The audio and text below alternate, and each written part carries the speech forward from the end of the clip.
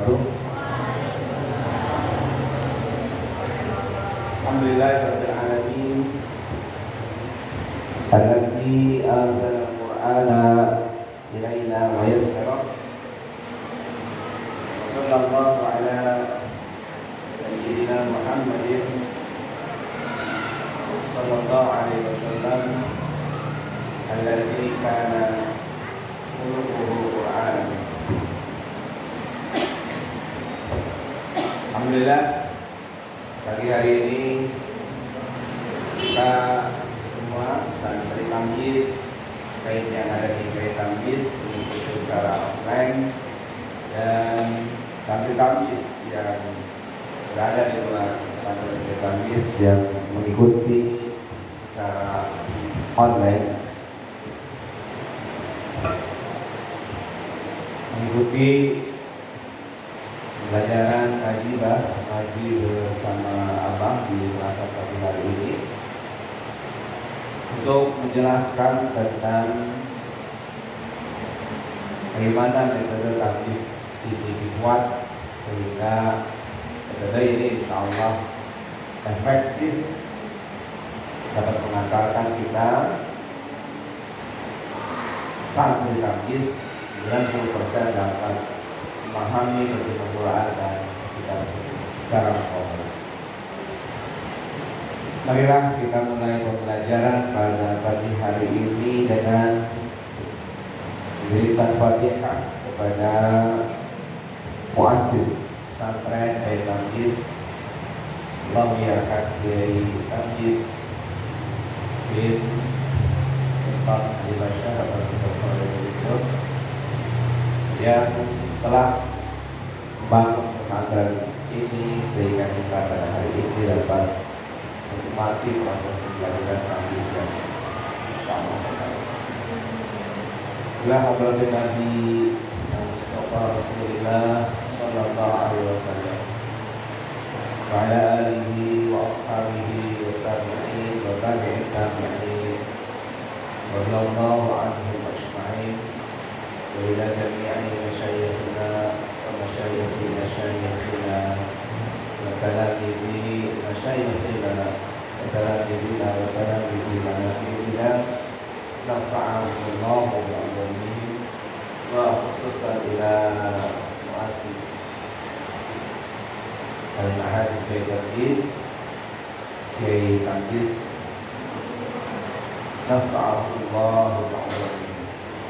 Syai'ulillahi lahum al-Fatihah. A'udzu billahi minasyaitonir rajim.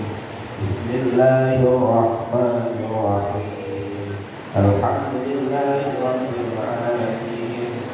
Ar-Rahmanir Rahim. Maliki yaumiddin. Iyyaka na'budu wa iyyaka nasta'in.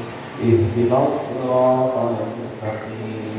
Siratal ladzina an'amta 'alaihim ghairil maghdubi 'alaihim waladdallin.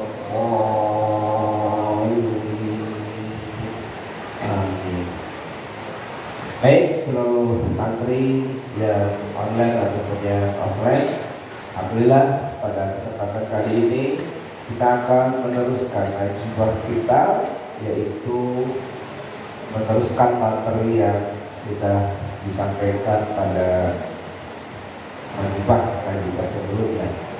Kemarin Abang sudah sampaikan bahwa mengapa metode Tamyiz ini efektif sehingga 90% santri yang belajar terjemah Al-Quran dengan menggunakan metode Tamyiz ini insya Allah berhasil memahami terjemah Al-Quran.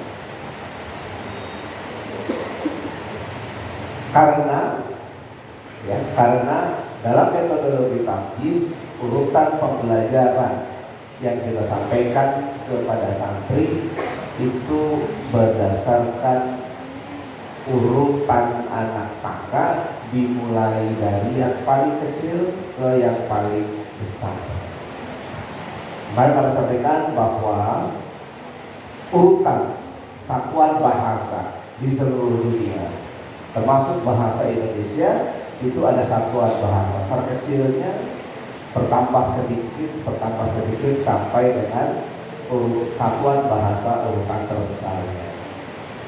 Dalam bahasa Indonesia, kemarin Anda sudah jelaskan, satuan terkecil bahasa Indonesia itu adalah abjad. A, B, C, D sampai Z.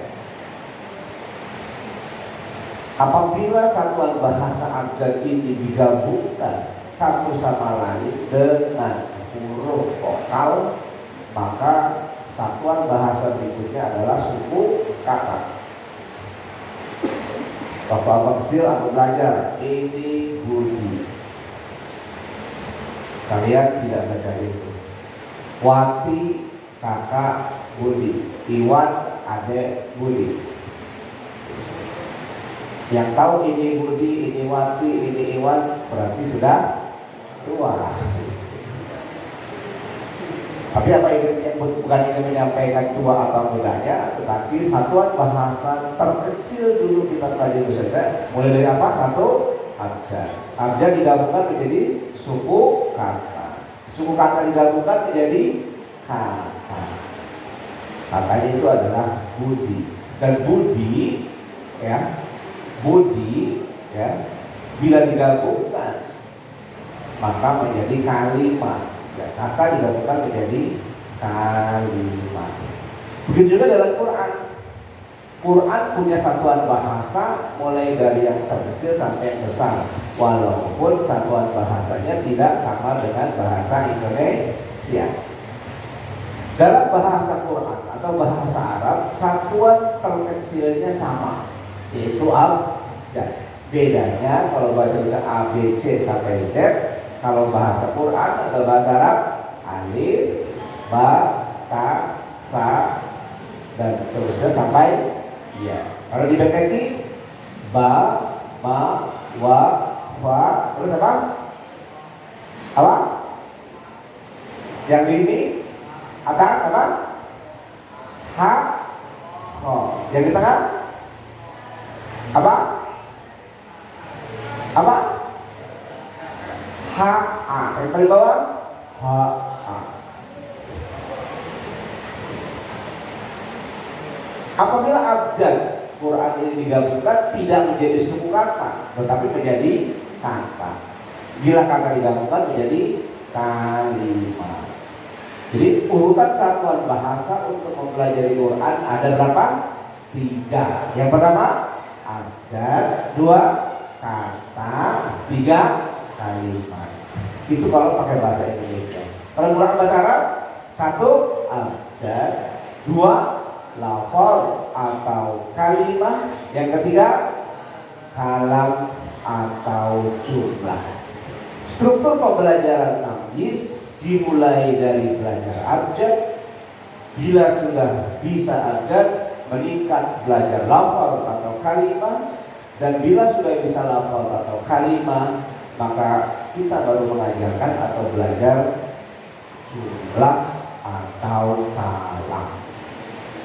Karena urutan yang benar atau urutan yang sesuai dengan urutan satuan bahasa terkecil sampai yang terbesar, maka belajar tamyiz insya Allah mudah.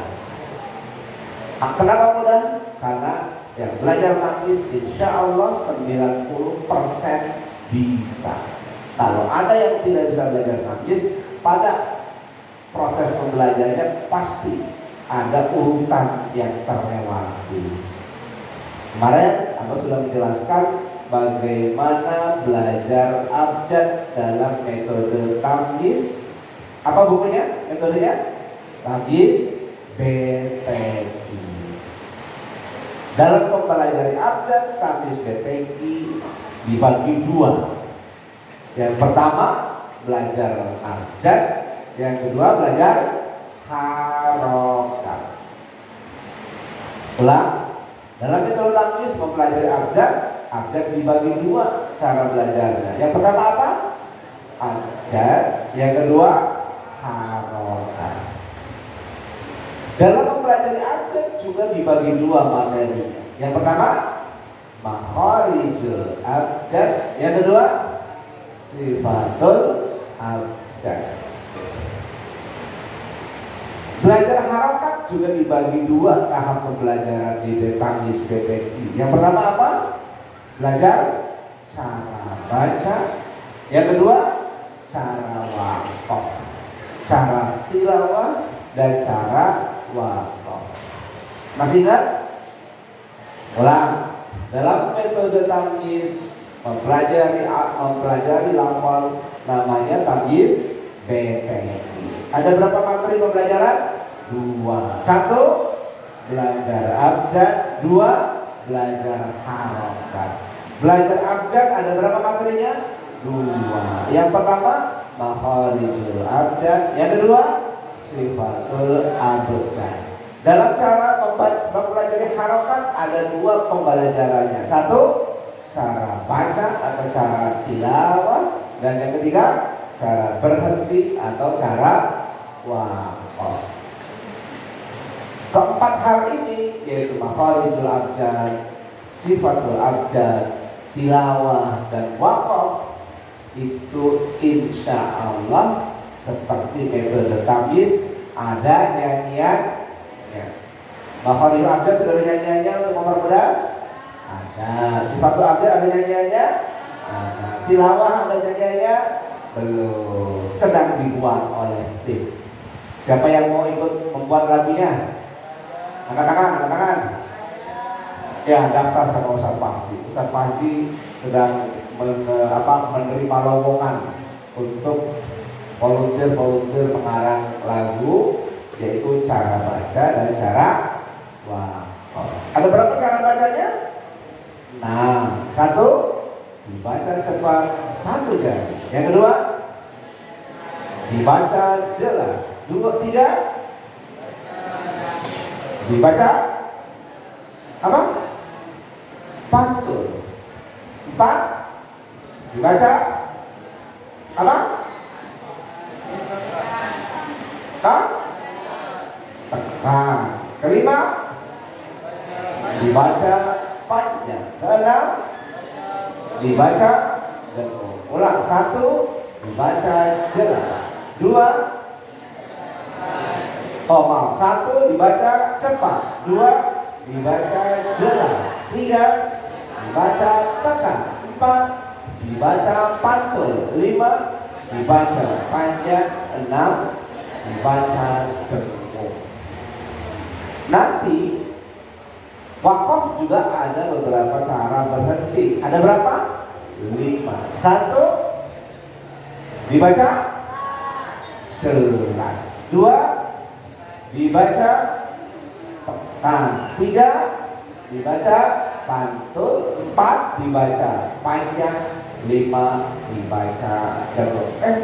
Bukan dibaca, berhentinya. Ulang. 1, berhentinya jelas. 2, berhentinya tekan. 3, berhentinya pantun. 5, berhentinya panjang. 6, berhentinya dengung. Sekali lagi, insya Allah 4 materi pembelajaran lafal dalam tamyiz BTI yang telah disusun oleh Abah Aduk atau Abah Hiat sedang dibuat nyanyinya. Kenapa? Karena Abah ya, Abah Aduk sama dengan Abah tuh samaannya nggak bisa nyanyi. Jadi nanti yang bikin lagunya kalian ya, Abah Aduk sama Abah jangan disuruh nyanyi, karena Abah Aduk sama Abah lebih enak suaranya kalau tidak nyanyi. Kalau nyanyi malah gak enak gitu. Abah enaknya apa? Ngomel. Nah ya, itulah cara mempelajari lafaz, mempelajari abjad pada metode tamyiz. Berikutnya pada hari ini Abah akan menjelaskan mempelajari satuan bahasa yang kedua pada bahasa Al-Quran menurut metode tamyiz. Satuan bahasa pertama tadi apa? Abjad. Yang kedua, lafaz atau kalimat. Baik, kalau dalam mempelajari abjad ada 2 pembahasan, ada 2 submateri, maka dalam mempelajari lafaz atau kalimah dalam metode tamyiz yang dipelajari 3 sub-objek. Ada berapa? 3 sub-materi. Yang pertama yaitu lafaz, yang kedua mufradat, yang ketiga awakhiru harakat itu. Sudah apa? 1. Dalam belajar lafaz atau kalimat dalam metode tamyiz ada 3 pembahasan. Yang pertama lafaz atau kalimat, yang kedua mufradat, yang ketiga awakhiru harokati, harokat akhir dari lafaz. Ulang. Ada berapa pembelajaran dalam membahas lafaz atau kalimat di metode tamyiz? 3. 1. Lafaz atau kalimat. 2. Mufradat. 3. Awakhiru harokatihi atau awakhiru harokatil lafzi au kalimati. Apa bahasa Indonesianya lafaz atau kalimah? Apa bahasa Indonesianya mufradat? Dan apa bahasa Indonesia awakhiru harokatil lafzi? Bahasa Indonesianya al-lafzu atau al-kalimati adalah kata. Apa? Kata. Apa bahasa Indonesianya mufradat? Terjemah. Oh, biar gampang. Apa mufradat? Kata yang diketahui terjemahnya. Itu namanya mufradat. Abang mau nanya nih sama santri tamyiz yang offline. Setiap kita baca Quran, sudah tahu terjemahnya semua belum? Sudah tahu semua belum? Ada yang bilang sudah, ada yang bilang insya Allah, ada yang bilang belum. Kalau sudah, abah tahu berarti sudah hafal. Kalau belum, abah tahu berarti belum. Yang insya Allah banyak yang hafalnya atau banyak yang belumnya? Oh, yang hafalnya tinggal sedikit, yang belum hafal. Betul begitu? Gina, betul begitu Gina? Oh iya. Nah, abang mau jelaskan apa bedanya lafaz dengan mufradat. Kalau kita baca Quran, bisa membedakan mana huruf, mana isim, mana fi'il, itu berarti sudah belajar lafaz. Kalau kita baca Quran, mana huruf, mana isim, mana fi'il, tahu terjemahnya, itu berarti mufradat. Jadi lafaz atau kalimat berubah menjadi mufradat kalau kita tahu terjemahnya. Itu definisi yang abang gunakan dalam pembelajaran metode tamyiz. Lafaz kalimat dengan mufradat sama tidak? Sama-sama kata. Bedanya apa? Lafaz atau kalimat itu kita hanya bisa membedakan mana huruf, mana isim, mana fi'il, tapi tidak tahu terjemahnya. Dan kalau mufradat kita bisa membedakan mana huruf, mana isim, mana fi'il, dan tahu terjemah. Siapa yang kalau subuh masih suka berdiri? Katakan. Oh, ngacung tuh. Ngacung kayak begitu. Siapa? Ainul. Wah. Berarti kalau Ainul kalau kelas subuh suka atau sering berdiri, berarti tahunya lafaz atau mufradat? Masih jadi lafaz. Tapi kalau sudah tidak pernah berdiri, berarti lafaznya sudah berubah menjadi mufradat. Paham? Ulang. Dalam metode tamyiz mempelajari satuan bahasa yang kedua, yaitu lafaz atau kalimat. Ada berapa yang dipelajari? 3. 1. Lafaz. 2. Mufradat. 3. awakhiru harokati atau harokatu awakhiril lafzi, harokat akhir dari lafaz. Kamis berapa ini? Kamis berapa ini? Nah, ulang abakannya dari pertama. Belajar lafaz atau kalimat. Yang pertama belajar lafaz atau kalimat, yaitu bisa membedakan huruf isim fi'il. Kamis berapa itu? Kamis 1. Yang kedua, kita akan belajar mufradat. Kamis berapa itu? 1. Oh 1? Iya. Belajar mujarrad sama belajar mufradat. Tahu apa? Menyanyikan mufradat tahu apa? Itu namanya mufradat. Belajar mujarrad itu namanya mufradat. Yang ketiga, belajar lafaz atau kalimat, apa yang dipelajari? Awakhiru harokatu awakhir atau awakhiru harokatil? Hah? Harokat akhir atau akhir harokat? Harokat akhir. Berarti harokatu awakhiril kain atau awakhiru harokati boleh. Mudah ininya boleh awakhiru harokatin atau harokatu awakhir. Mudah ininya boleh dibalik-balik. Kita pilih yang mana? Akhir harokat akhir, akhir harokat lafaz atau harokat akhir lafaz. Kalau bahasa Indonesia harokat akhir dari lafaz. Tapi orang Arab bilangnya tak begitu. Awakhiri harokatil lafzi, akhir dari lafaz suatu kalimat. Kamis berapa itu? Kamis 2. Paham? Baik ya. Abang akan menjelaskan satu persatu dari materi pembelajaran lafaz yang 3. Apa tadi yang pertama?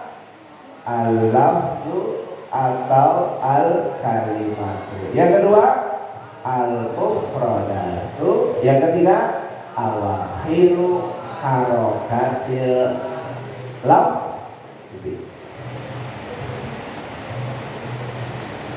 Yang pertama yaitu apa tadi? Al-lafzu atau al-kalimatu. Dalam metode tamyiz berbeda dengan metode-metode yang lain dalam menentukan satu kata di Quran itu berdasarkan kategori huruf, isim atau fi'il. Untuk menentukan kata itu huruf atau isim atau fi'il, tamyiz menggunakan dua apa tiga ini? Dua. Tapi yang keduanya ada dua. Berarti ada 3. Apa saja? Dua itu. Di tamyiz suatu kata disebut huruf, isim atau fi'il bila punya sifat mubham atau mustaqil. Apa itu mubham? Mubham itu artinya bila kata itu disebutkan tanpa ada kata yang lain tidak bisa dipahami.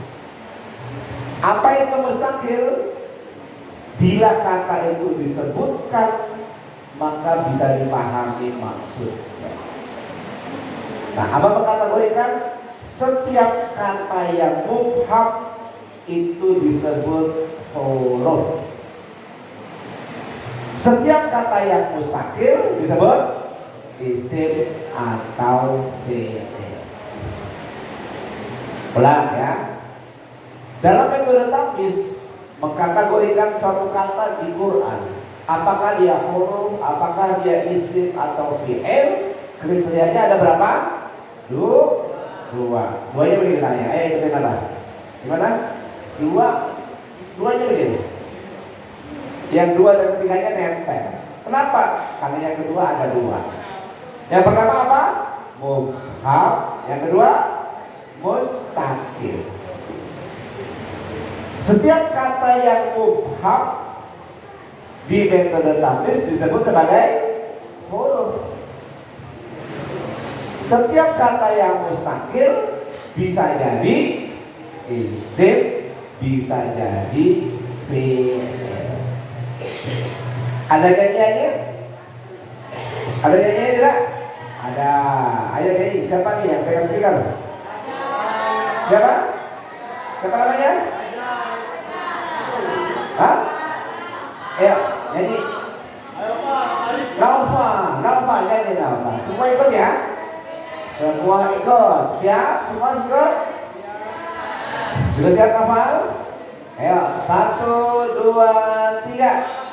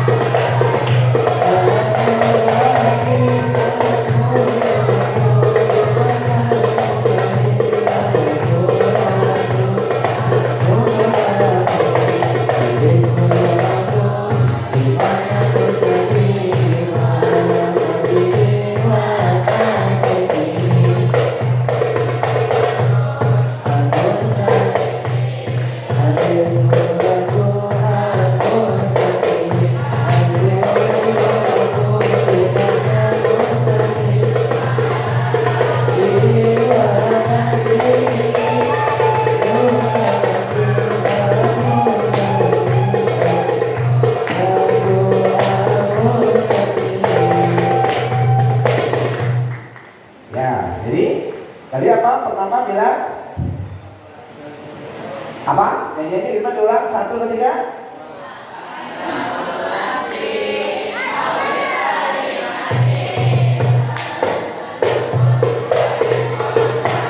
Stop. Jadi di buku tamyiz halaman 5 ya. Bagi satu tamyiz yang mengikuti secara online di tamyiz 5 di buku tamyiz halaman 5, Abah menulis wa aqsamul lafzi awil kalimati salah satu atau salasun. Boleh salah satu, boleh salasun. Kenapa? Habis 3 ya. Apa saja? Harfun wa ismun wa fi'lun. Jadi aqsamul lafzi macam-macam. Adapun beberapa macamnya lafal atau kalimat atau bahasa Indonesia kata itu salah satu atau salasun ada 3. Harfun rupanya huruf. Yang kedua wa ismun rupanya isim, wa fi'lun dan rupanya fi'il. Apa itu harfun? Al-harfu yu'rafu bima'nal mubhami. Yang disebut dengan huruf dalam pandangan atau pilihan yang dibuat oleh metode tamyiz apabila dia yu'rafu diketahui apa al-harfu bima'nal mubhami dengan maknanya yang mubham. Apa mubham itu? Hanya bisa dipahami maksudnya apabila digabungkan dengan lafal yang lainnya. Ada di buku? Ada. Ada berapa huruf dalam metode tamyiz? Kolom 1, kolom 2, kolom 3, kolom 4 sampai kolom 26. Hafal? Hafal tidak? Apa nggak percaya ini hafal? Coba nyanyi kolom 1, 2, 3.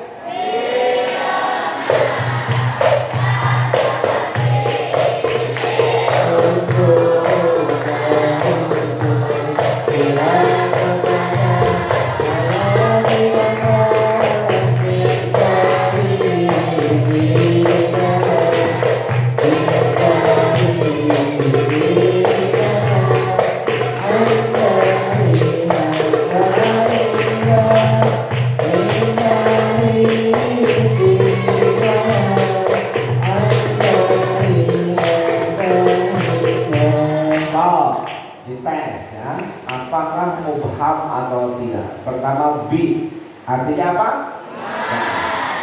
Coba bila ada seseorang Ainis namanya, Ainis tiba-tiba ketemu temannya terus ngomong dengan, temannya ngerti nggak?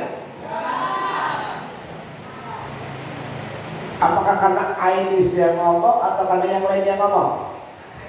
Coba, oh karena Ainis yang ngomong, makanya tidak bisa dipahami. Coba sekarang Noval yang ngomong. Coba Noval ngomong, dengar. Ngomong, dengar. Tiba-tiba Noval ketemu sama Novel. Novel bilang ke Novel, dengar. Bisa dipahami tidak? Karena Novel yang ngomong atau karena Ainis yang ngomong? Oh enggak, itu karena Ainis yang ngomong, tidak bisa dipahami. Novel yang ngomong. Sekarang Ido yang ngomong, Ridho ketemu dengan Roma Irama. Mang Iban. Ridho ketemu dengan Mang Iban. Tiba-tiba Ido bilang, Bapak dengar. Mang Iban ngerti nggak maksudnya? Nah, kenapa nggak ngerti? Karena dengan hanya bisa dipahami bila ada kata berikutnya. Maka dengan disebut dengan paham? Jadi Ido nanti kalau ketemu Mang Iban jangan bilang dengar. Ali juga sama, nanti kalau ketemu Mang Iban jangan bilang dengar. Harus ada kata berikutnya. Dengan apa? Ido dengan Mang Iban, ngerti gak? Ngerti. Kenapa? Karena dengan itu mubham disambung dengan kata yang lainnya. Kata kedua di dalam satu apa? Artinya apa? Seperti. Tiba-tiba ada seorang raja ketemu dengan apa? Makhluknya. Masa raja punya makhluk? Punya apa? Punya rakyat atau hamba sahaya. Si raja bilang seperti. Hamba sahaya ngerti nggak? Enggak. Jadi raja nggak boleh ngomong gitu, udah hamba sahaya. Nggak boleh bilang seperti. Nah, seperti itu mubham atau mustaqil? Mubham. Sudah paham apa bedanya mubham dengan mustaqil? Lanjut ke kolom berikutnya. Kolom apakah? Kolom berapa itu? Ayo dinyanyikan. 1, 2, 3.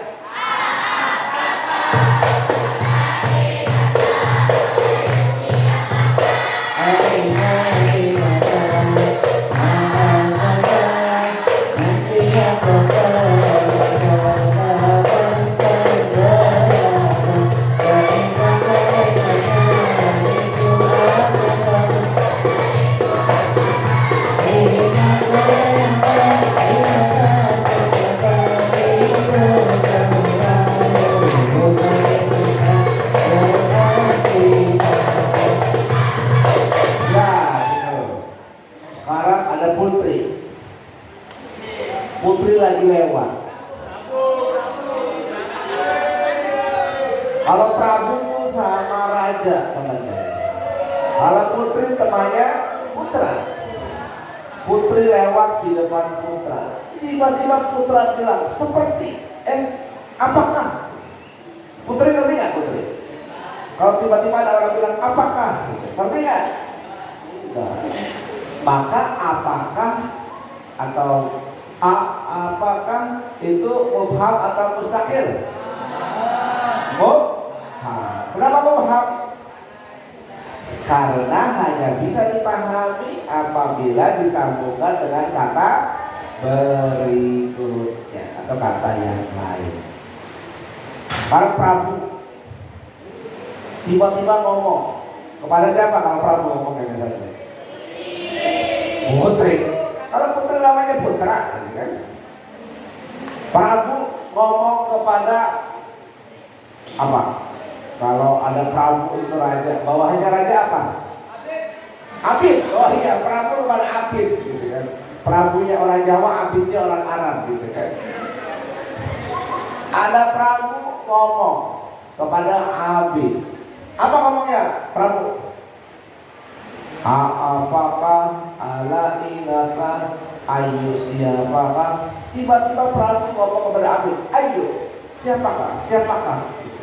Abi bisa jawab nggak? Enggak. Kenapa? Karena yang diomongkan Prabu hanya bisa dipahami bila ada kata berikutnya. Nah, kolom 1 sampai kolom 26 Abah menyebutkan itu sebagai huruf karena semua kata yang ada di kolom 1 sampai 26 itu adalah kata-kata yang punya makna mubham. Bang, kenapa di metode lain itu ada perbedaan? Kita bilang huruf dhamir. Di metode sebelumnya itu adalah isim dhamir. Di tamyiz ada namanya huruf mausul. Di metode lain namanya isim mausul. Di metode tamyiz ada huruf isyarah. Di metode lain ada namanya isim isyarah. Apalagi di metode lain ada isim syarat. Di kita huruf syarat. Di metode lain ada isim dhorob. Di tamyiz ada huruf dhorob. Kolom 1 sampai kolom 16 di metode tamyiz namanya huruf. Di metode lain juga namanya huruf. Kolom 17 di metode tamyiz namanya huruf. Di metode lain apa namanya itu? PL apa? PL jamid. Kolom 18 sampai kolom 26 di metode tamyiz namanya huruf. Di metode lain namanya isim. Ini biar tahu ya. Kalau ada orang itu bukan huruf, isim. Ya, isim yang mubham. Masa isim mubham? Gak mungkin. Ya makanya di tamyiz disebut huruf. Bisa jawab? Ulang. Di metode tamyiz kolom 1 sampai kolom 26 disebut dengan huruf. Kenapa huruf? Karena kolom 1 sampai kolom 26 itu punya makna mubham. Apa mubham? Hanya bisa dipahami maknanya, maksudnya apabila disambung dengan kata berikutnya. Sama kan dengan metode lain? Tidak semua kolom 1 sampai 26 itu disebut huruf. Kolom 1 sampai kolom 16 tamyiz dan metode lain menyebutnya sebagai huruf. Kolom 17 tamyiz bilang huruf, metode lain namanya apa? Fi'il jamid. Kolom 18 sampai 26 metode tamyiz menyebutnya huruf, metode lain namanya isim. Kalau ada yang nanya nih, sambil tamyiz ditanya, macok itu metode tamyiz. Masa dhamir disebut huruf? Masa isyarah disebut huruf? Masa mausul disebut huruf? Masa dhorob disebut huruf? Masa apa lagi? Istifham disebut huruf? Masa syarat disebut huruf? Kita jawab apa? Iya, itu adalah isim tapi mubham. Ya, isim tapi mubham. Emang boleh isim mubham? Tidak boleh. Makanya di tamyiz disebut sebagai huruf. Bagaimana caranya? Ya, huruf mubham, isim mubham. Berarti apa itu kolom 18 sampai 26? Separuh huruf, separuh isim. Udah gitu aja gitu kan. Tapi kalau ditanya, kenapa tamyiz menyebut ini sebagai huruf? Karena kolom 18, 19, 20, 21, 22, 23, 24, 25 sebagai huruf, karena itu kategorinya bimaknal mubhami. Tahu nggak kalau 18 itu apa? Jangan-jangan lupa nih. Apa kalau 18? Asyartu. Ayo coba dinyanyikan. 1, 2, 3.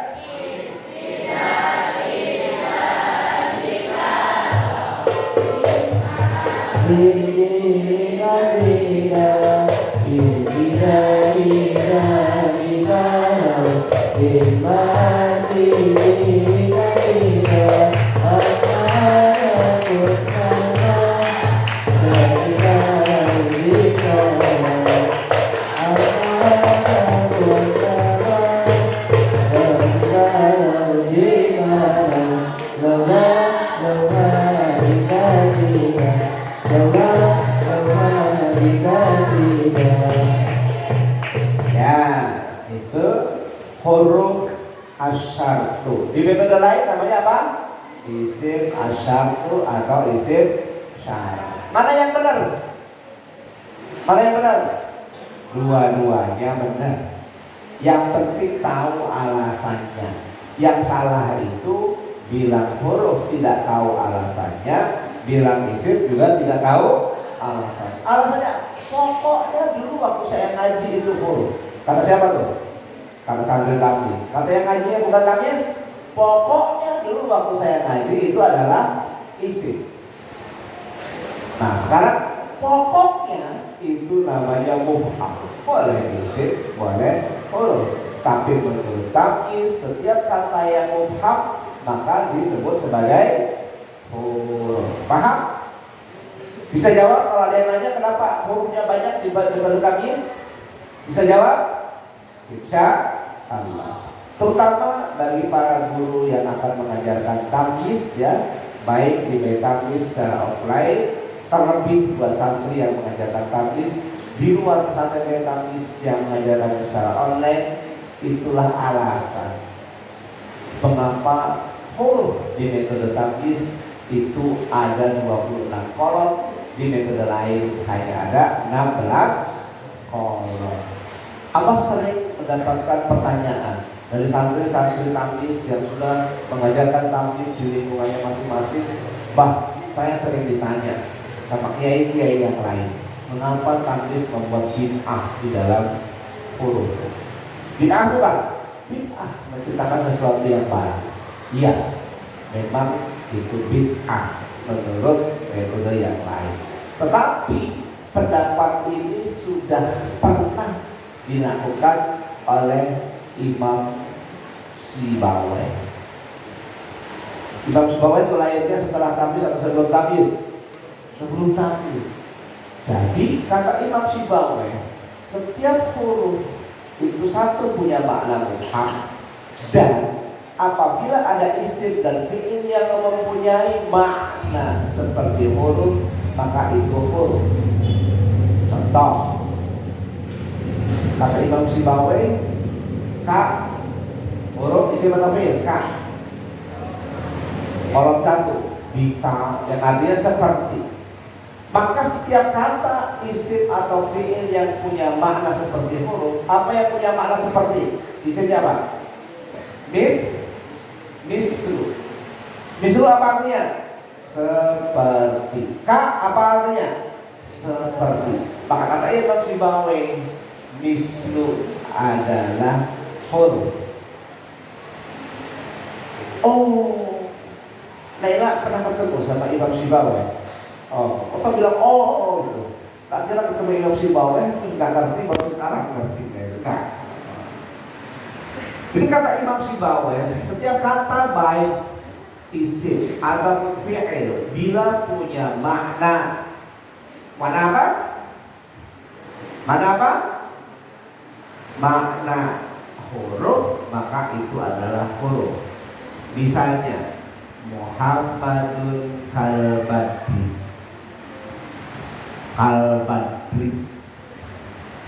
Kalbadri itu apa? Jer, maj, makanya al-badri dibaca jer. Siapa yang mengejarkan? Ka. Kemudian ada kalimat yang lain. Muhammadun misrul badri.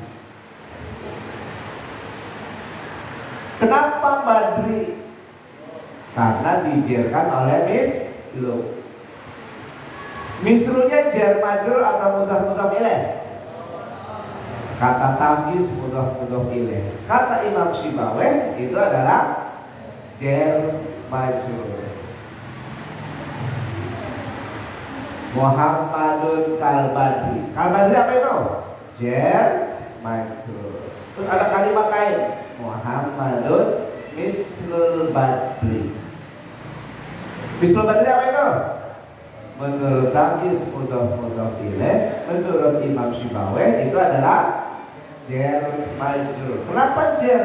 Karena mislu itu jar. Kenapa mislu disebut jar? Disebut jar karena mislu punya makna bid'ah bukan? Oh, kalau bilang ke Imam Sibawayh paling jauh bukan bid'ah. Tapi kalau tamyiz bid'ah. Nama bilang bid'ah ya. Tapi sekali lagi kita mengkategorikan mana huruf, mana isim, mana fi'il. Itu alasan utamanya adalah apakah lafaz itu satu mubham atau yang kedua mustaqil.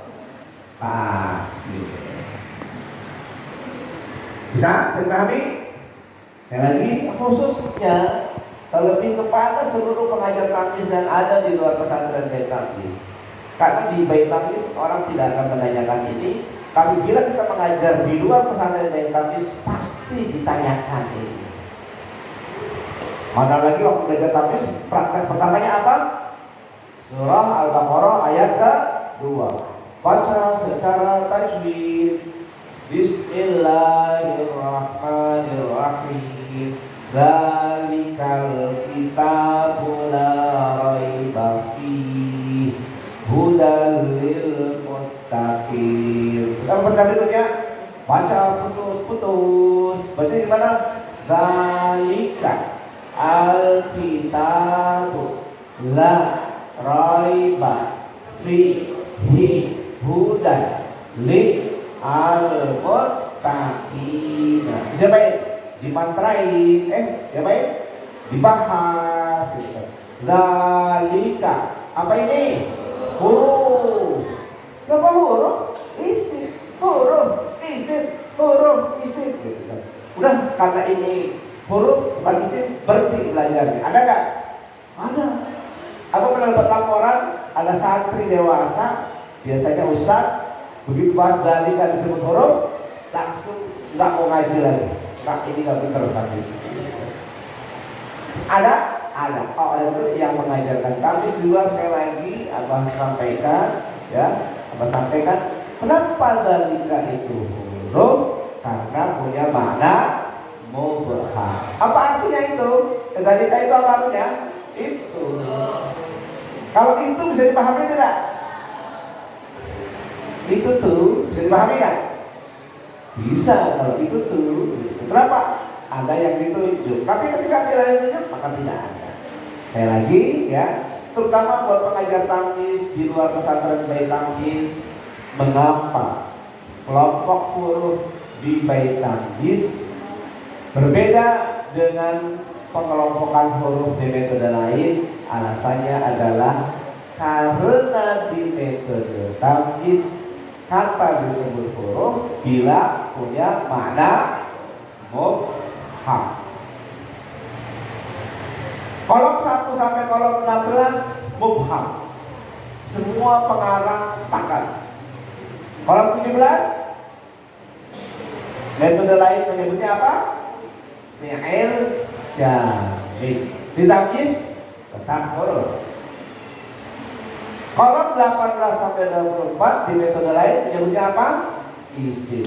Mulai dari isim apa? Isim syarat, isim istifham, isim dharaf, isim mausul, isim isyarah, isim dhamir. Di tamyiz huruf syarat, huruf istifham, huruf dharaf, huruf isyarah, huruf mausul, huruf dhamir. Mana yang benar? Sekali lagi, dua-duanya. benar.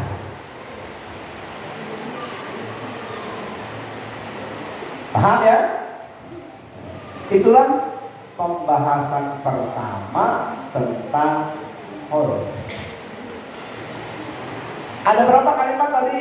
Aqsamul lafzi awil kalimati salah satu wa ismun wa fi'lun. Abang sudah jelaskan yang harfun. Sekarang ya ismun. Apa itu isim? Ujurnya menjelaskan isim berdasarkan ta'rif. Ya. Di alfiah berdasarkan ta'rif, tapi di tamyiz tidak pakai ta'rif. Tapi pakai apa? Al-ismu yu'rafu bi apa? Al-ismu yu'rafu bi makna mustaqil wa alamatihi wa tasrifihi. Yang pertama harus tahu dulu maknanya mubham atau mustaqil. Kalau sudah ketahuan ini mustaqil, berarti bukan huruf. Kalau bukan huruf, isim atau fi'il. Untuk menentukan fi'il atau isim atau fi'il atau isim atau fi'il, dibuatlah alamatul ismi. Apa alamatul isminya dalam metode tamyiz? Ada 8. Di jumlahnya ada berapa? Al-ismu yu'rafu bi apa? Ayo jumlah. Al-ismu yu'rafu bi tanwini wal alifi wal lami wa hurufil khafdi. Ada 3. Di jumlah alamatul ismi ada 3. 1 yu'rafu bi tanwini, yang kedua bi dukhulil alifi wal lami, yang ketiga apa?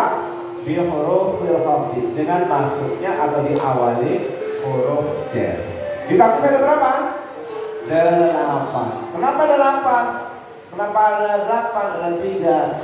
Karena yang belajar jumlah dulu orang Arab, yang belajar tamyiz orang Indonesia.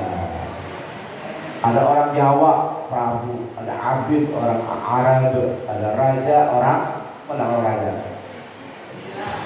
Jadi apa perbedaannya jumlah dengan tamyiz? Karena jumlah dulu waktu dikarang oleh orang Arab diajarkan kepada orang Arab. Nah, tamyiz ini dikarang oleh orang Indonesia dan diajarkan kepada orang Indonesia. Maka untuk mengenali isim cara orang Arab dengan cara orang Indonesia tentu berbeda.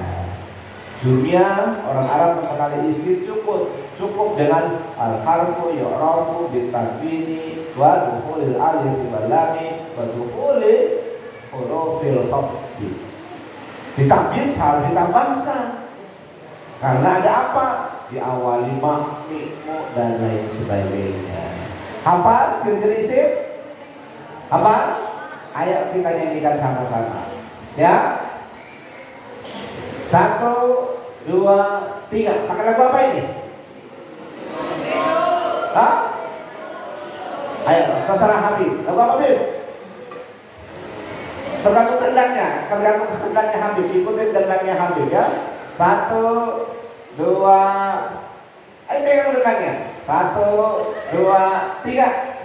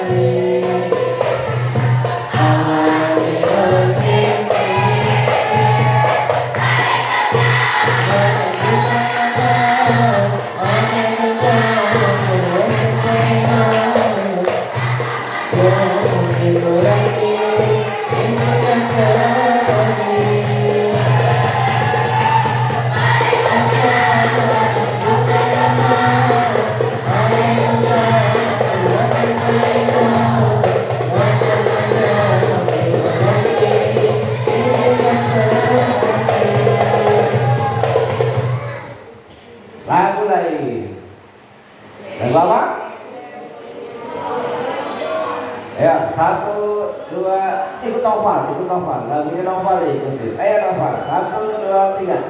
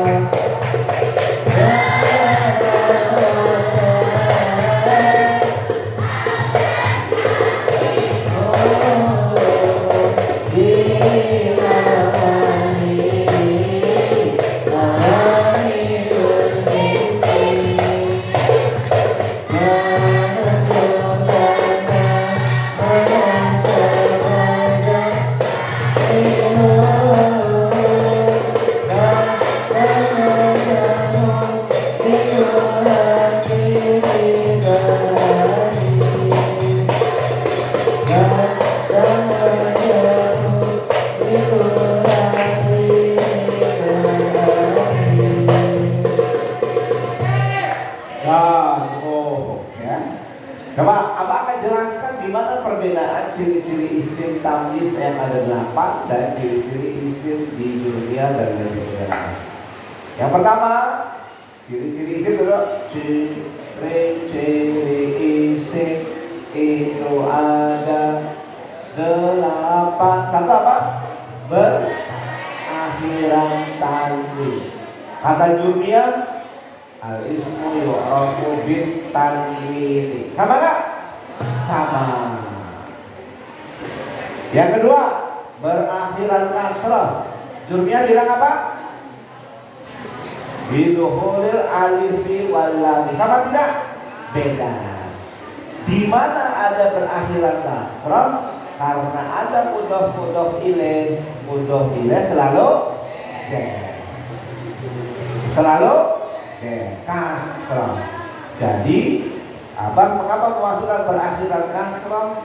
Karena mudhof ilaih itu pasti isim, dan karena mudhof ilaih berakhiran kasrah dan bentuknya pasti isim.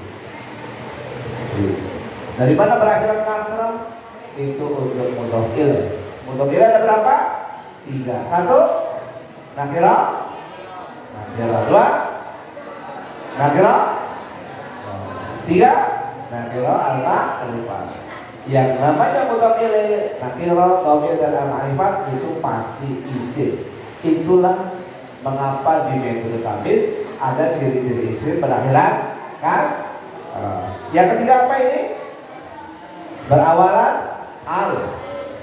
Sama dengan Jurmiyah? Sama. Bidukhulil alifi wal. Yang keempat apa? Berawalan ma, mi, mu. Ada kan di dunia? Tidak ada. Kenapa di tamyiz ada? Karena yang berawalan ma, mi, mu ini adalah berupa isim fa'il. Ada di mana nih? Di buku tamyiz. Buku tamyiz 1 halaman 15. Isim fa'il. Isim fa'il berawalan ma, mi atau mu? Hah? Isim fa'il mu. Af'ala yuf'ilu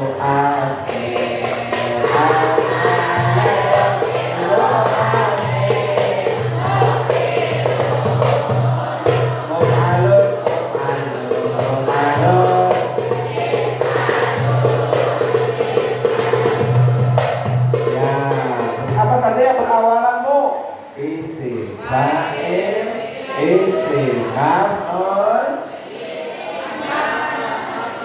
isim zaman makan untuk sulasi mazid. Yang berawalan ma apa? Fa'ala yaf'alu if'al, fa'ala yaf'alu if'al, fa'ilu maf'alun. Berarti apa itu? Isim maf'ul. Isim maf'ul, fa'ilun maf'alun, terus maf'ulun, terus maf'alun, maf'alun. berawalan takdimu itu dari situ, dari tasrif sirati fi'il sulasi mujarrad dan fi'il sulasi masih. Adakah di dunia? Tidak ada. Kenapa di dunia tidak ada? Orang Arab sudah ngerti. Orang Indonesia yang namanya Eko, Edo, Bulan, apalagi? Siapa yang orang Indonesia? Kokon, gitu kan? Nggak ngerti. Tapi kalau namanya Habib, gitu. Tapi siapa lagi? Naufal. Orang Arab sudah ngerti, tidak disebutkan juga. Kalau namanya siapa? Joko, ini nggak ngerti. Kenapa? Orang Jawa. Kalau Ali, ngerti nggak? Ali anaknya Misbah, itu pasti orang Arab. Ridho, itu orang Arab itu. Nggak perlu orang Arab maknikmu, itu nggak perlu ya. Makanya di dunia tidak ada. Alam, ada kan di dunia? Tidak ada. Kenapa? Orang Arab sudah tahu bahwa alam isim nama itu adalah isim. Orang Indonesia tahu nggak? Enggak, makanya disebutkan. Isim fa'il sama. Jadi saya lagi perbedaan ciri-ciri isim di Jurmiyah dengan di Tamyiz itu dilatar belakangi. Jurmiyah ditulis di Maroko, diajarkan kepada orang Maroko. Maroko pada saat itu berbahasa Arab, sampai hari ini masih berbahasa Arab. Maka ciri-ciri isimnya cukup 3 di Tamyiz, karena yang belajar siapa? Orang Indonesia. Siapa namanya? Oh, yang perempuannya? Yang perempuan siapa? Bulan gitu. Nggak ngerti ya, gitu kan? Maka harus dibuatkan ciri-ciri isim khusus orang Indonesia. Maka ciri-ciri isim dalam metode tamyiz dibuat untuk orang Indonesia. Paham? Nah, itulah penjelasan mengapa ciri-ciri isim dalam metode tamyiz berbeda dengan ciri-ciri isim yang ada di metode lain, khususnya Jurmiyah. Mari kita akhiri pembelajaran tajibah kita pada hari ini ya. Nanti berikutnya kita akan menjelaskan ciri-ciri fi'il ya. Lalu hari ini sampai pada ciri-ciri isim dengan sama-sama membacakan menyanyikan lagu ciri-ciri isim. 1, 2, 3.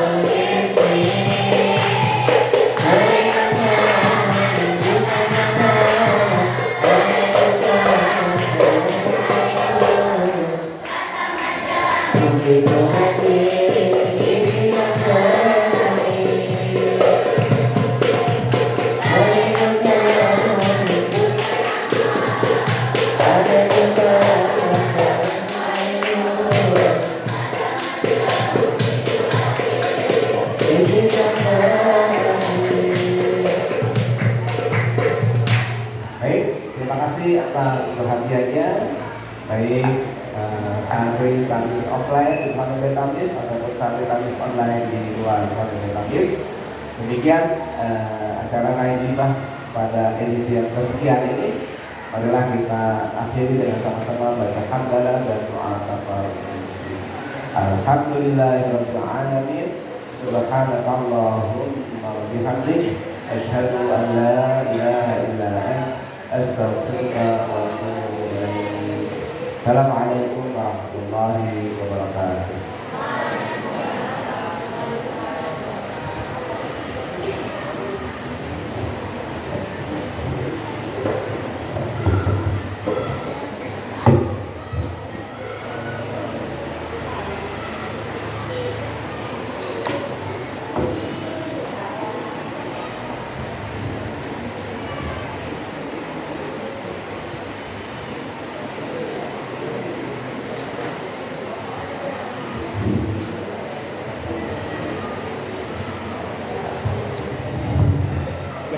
share ke